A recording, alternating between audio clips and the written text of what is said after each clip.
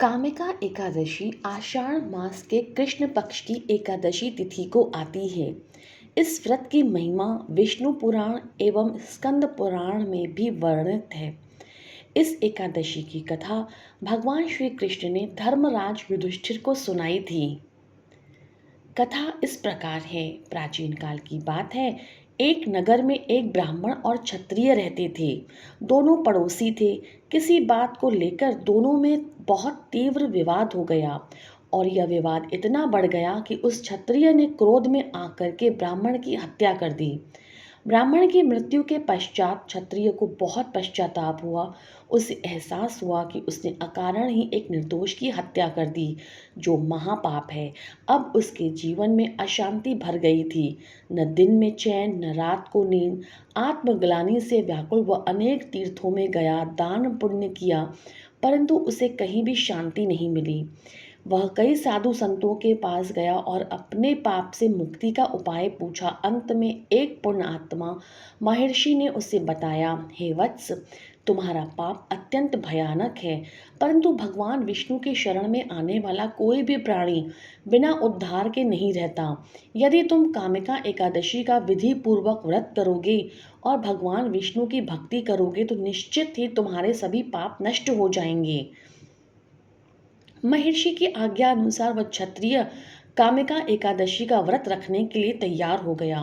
उसने नियम पूर्वक उपवास किया, दिन भर श्री हरि की पूजा की, तुलसी पत्र अर्पित किए, रात्रि में जागरण करके हरि नाम का कीर्तन किया और दूसरे दिन ब्राह्मणों को भोजन करवा के व्रत का पारण भी किया। उसके इस श्रद्धा पूर्वक किए गए व्रत के प्रभाव से उसके पाप जलकर भस्म हो गए और वह आत्मशुद्ध हो गया। उसके मन को जो अशांति और भय घेरे हुए थे, वे सब समाप्त हो गए और वह फिर से एक धर्मनिष्ठ और शांति प्रिय व्यक्ति बन गया। भगवान श्री कृष्ण ने कहा, हे धर्मराज, इस एकादशी व्रत को करने से मनुष्य ब्रह्म हत्या जैसे महापाप से भी मुक्त हो जाता है। जो व्यक्ति इस दिन तुलसी पत्र से मेरी पूजा करता है, वह करोड़ों वर्षों के तप का फल प्राप्त करता है।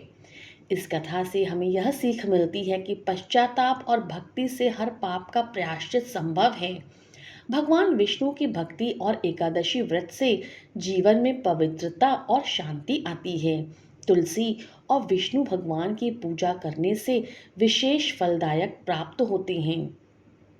आइए अब जानते हैं कि इसकी विधि, नियम और पारण विधि क्या है।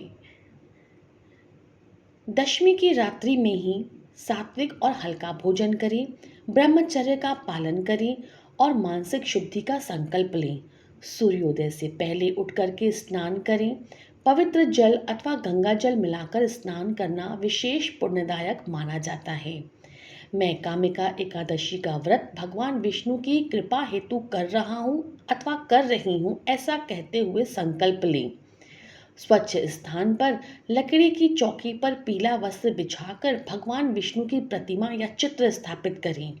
शंख, चक्र, गदा सहित श्री हरि की पूजा करें। तुलसी पत्र, पीले पुष्प, धूप, दीप, रोली, चंदन, अक्षत, फल, नैवेद्य, पंचामृत से भगवान का पूजन सामग्री अवश्य जुटाएं।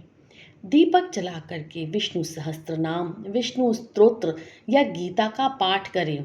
ओम नमो भगवते वासुदेवाय मंत्र का जाप करें। तुलसी दल अर्पित करते हुए हरि नाम का कीर्तन करते रहें। रात्रि को सोए ना, भजन कीर्तन करें और श्री हरि की लीलाओं का चिंतन करें।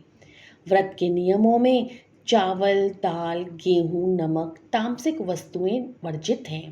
प्याज, लहसुन, मांसाहारी भोजन से भी परहेज करें। मन, वचन, कर्म में संयम रखें। झूठ, छल कपट, क्रोध, वाणी की कटुता से बचें। दिन भर उपवास करें।